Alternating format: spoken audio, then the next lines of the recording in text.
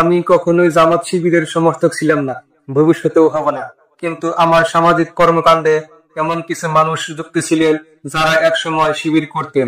তাদের সঙ্গে কথা বলতে গিয়েই আমি এক নতুন বাস্তবতার উপলব্ধি করেছি।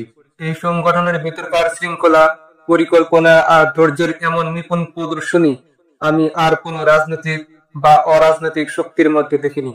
জামাত শিবির সংগঠনটি এখন ক্ষীণ নয়, বরং তারা ভবিষ্যতের জন্য নিজেদের গুছিয়ে নিচ্ছে। সম্প্রতি জামাতের পক্ষ থেকে আয়োজিত এক মহাসমাবেশ আপনি যদি একটুখানি মনোযোগ দিয়ে দেখেন, তাহলে সহজে বুঝবেন এই দাড়ি টুপি পরা মানুষগুলো কতটা সুসংগঠিত, পরিকল্পিত এবং পরিশ্রমী।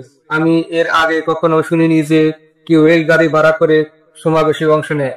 এই যে অসংখ্য জনতা পেলেন, তাদের খাবার, পানি, চিকিৎসা, স্টেজ, সাউন্ড, আমন্ত্রণ, নিরাপত্তা সবকিছুই ছিল নিখুঁত।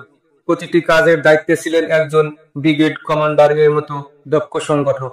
সবার মাঝখানে জামাতের মহাসচিব অসুস্থ হয়ে পড়লেও মঞ্চে কোনো বিশৃঙ্খলা সৃষ্টি হয়নি। কেউ চিৎকার করেনি, দৌড়ায়নি বা নাটকীয় আচরণ করেনি। সভা চলছে ঠিক আগের গতিতে, কারণ তারা জানে ব্যক্তি নয়, সংগঠনই মুখ্য।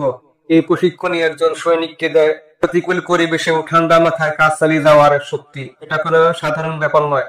এই মাটি থেকে বহু রাজনৈতিক দল উঠে এসেছে, আবার হারিয়ে গেছে, কিন্তু জামাত শিবির তারা হারেনি, বরং সময়ের অপেক্ষায় আছে। নিজেদের মতো করে নিঃশব্দের প্রস্তুত নিচ্ছে।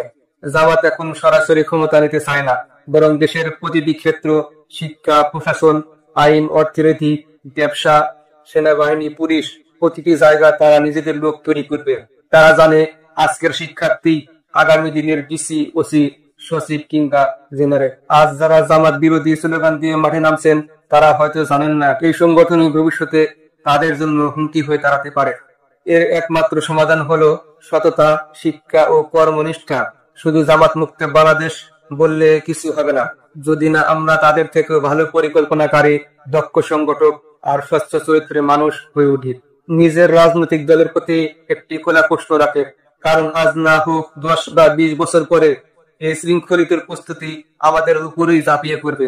তখন তারা আমাদের কর্মকেই আমাদের বিরুদ্ধে অস্ত্র হিসেবে ব্যবহার করবে। আমরা ভাবি তারা অতীত, কিন্তু তারা ভবিষ্যতের জন্য প্রস্তুত। প্রশ্ন হলো, আমরা কি প্রস্তুত?